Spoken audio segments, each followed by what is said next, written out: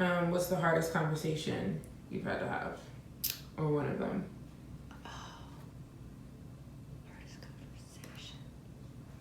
You might have to edit this, I'm sorry. I don't know. Let me think about that for a second. This is really hard to draw and do this at the same time.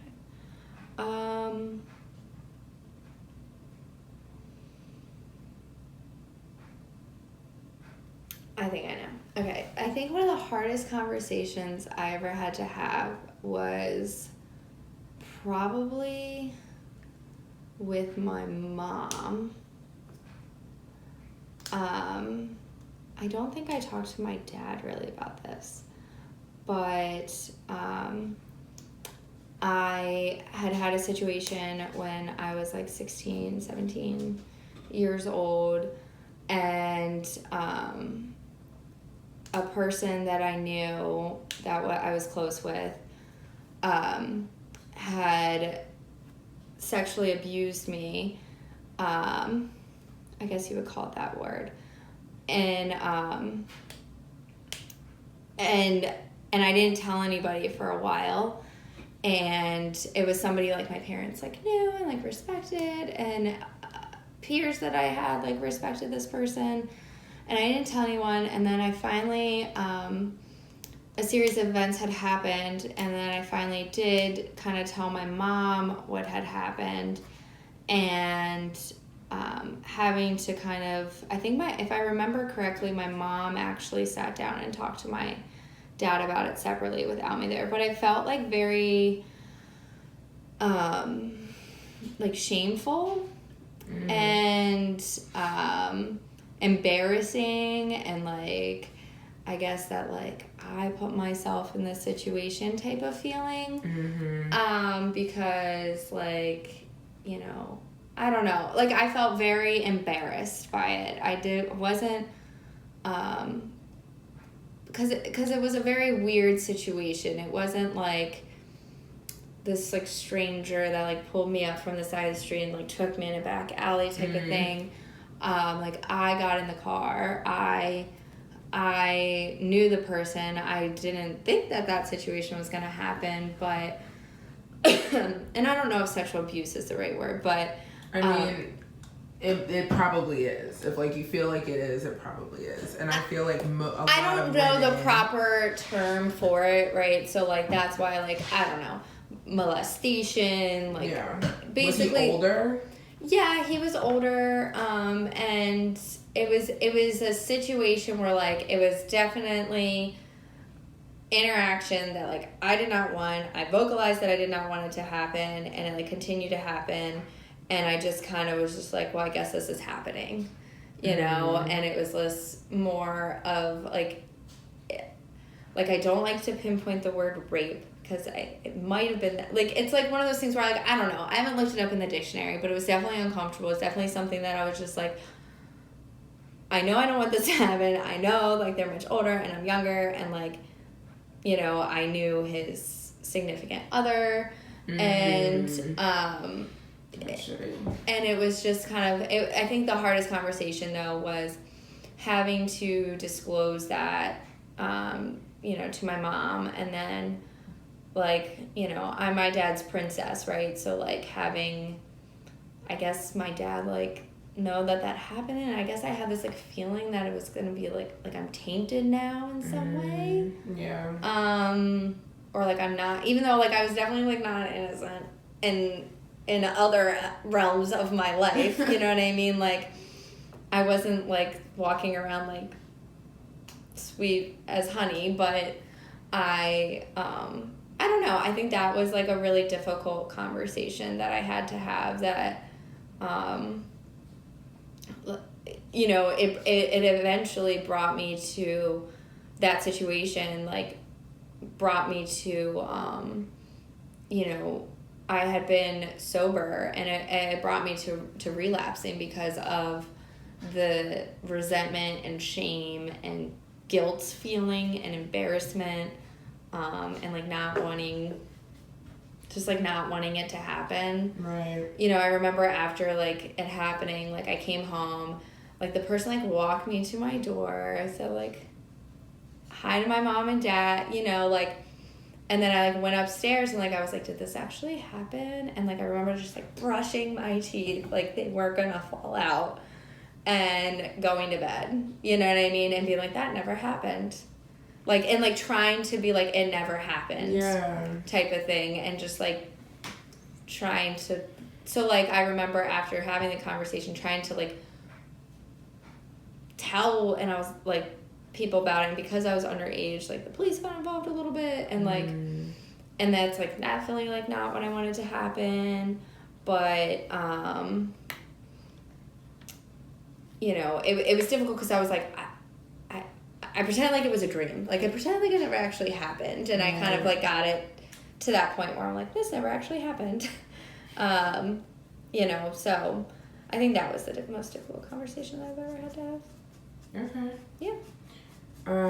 What don't you want to tell people but know you should share because it will help someone else? About myself or just like in general? I mean, if there's something in general that you wouldn't want to tell people but you know you should, like whatever you want, just like something that you probably wouldn't feel super comfortable telling someone else or wouldn't really want to bring up, but know that like if you did, you could probably help someone else, or like I guess show people that they're not alone and like whatever that thing is. And it doesn't have to be about you if you don't want it to be, you know. I mean, I think kind of similar to the situation I just shared about. I think that the situation that lent itself to me, and I don't want this, if anybody has experience with 12-step programs, I do not want this to taint your experience of a 12-step program. This was a single individual that acted out on their own self-will. This has nothing to do with the 12-step program. But at the time, I was in a 12-step program, and the person that this happened to me was supposed to be taking me to a meeting.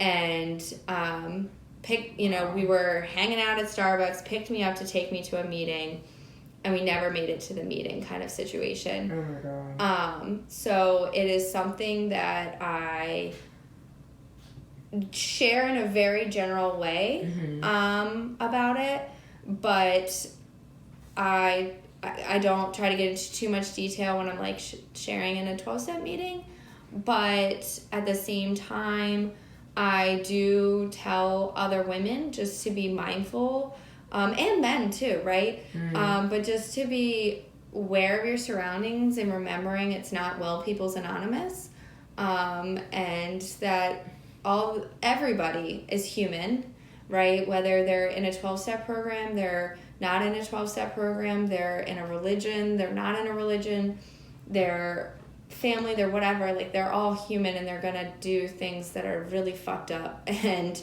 I try to, when I'm having one-on-one conversations with girls, I just try to make them aware that this happens, so that way hopefully they're like a little bit more cognizant and not like, I'm in this safe place. Yes, you are in a safe place, but you're also still like on this planet. So like, just be like mindful of your surroundings, right? And like, don't get in a car alone with a guy, you know what I mean? Like, take somebody else with you, you know, like it's fine to have friends that are guys, like, or friends that are women or whatever, but just be like, remember like where you are, like you're still like on this planet type of thing, and that you're not immune to these things happening.